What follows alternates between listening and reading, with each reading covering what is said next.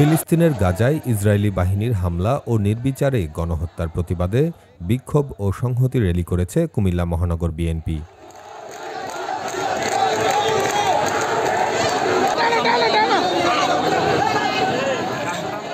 ফিলিস্তিনের নিরীহ মানুষের প্রতি সংহতি জানিয়ে অনুষ্ঠিত এ র্যালিতে নেতাকর্মীদের ঢল নামে।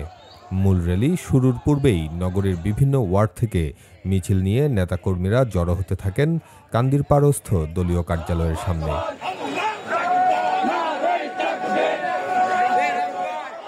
এক পর্যায়ে নেতাকর্মীদের উপস্থিতিতে কানায় কানায় পূর্ণ হয় পুরো এলাকা। তাদের অনেকের হাতে ছিল ফিলিস্তিনের পতাকা, মাথায় কালো ফিতা ও হাতে প্লেকার্ড।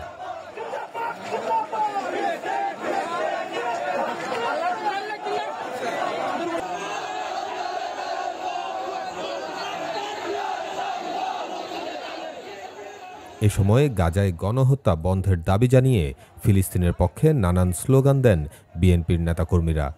পরে সেখান থেকে শুরু হয় সংহতি র্যালি।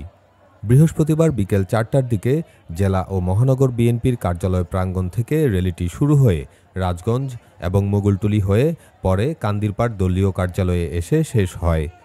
র্যালিতে বিএনপির কুমিল্লা বিভাগীয় সাংগঠনিক সম্পাদক মোহাম্মদ মোস্তাক মিয়া, মহানগর বিএনপির সভাপতি উদ্বাতুল বারী আবু, সাধারণ সম্পাদক ইউসুফ মোল্লা টিপু, জেলা বিএনপির সদস্য সচিব আশিকুর রহমান মাহমুদ ওয়াসিম, যুগ্ম আহ্বায়ক আমিরুজ্জামান আমির, দক্ষিণ জেলা বিএনপির সাবেক সদস্য সচিব হাজী জসিমউদ্দিন, মহানগর বিএনপির সাবেক ভারপ্রাপ্ত আহ্বায়ক শওকত আলী বকুল, বিএনপি নেতা আতাউর রহমান ছুটি, মোস্তফা জামান, রেজাউল কাইয়ুম, শফিউল আলম রায়হান, ওমর ফারুক সহ বিএনপি ও অঙ্গ সহযোগী সংগঠনের নেতৃবৃন্দ উপস্থিত ছিলেন। র্যালি শেষে বিএনপি কার্যালয়ের সামনে সংহতি সমাবেশ অনুষ্ঠিত হয়।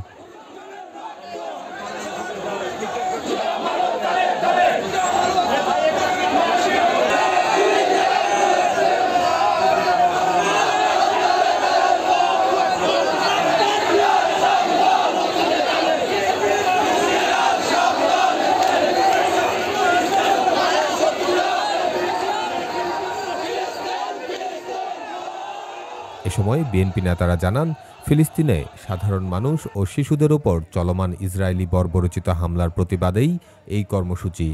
গাজা ও রাফায় নৃশংসতা বিশ্বজুড়ে মানুষকে জাগ্রত করতেই এই শান্তিপূর্ণ র্যালি।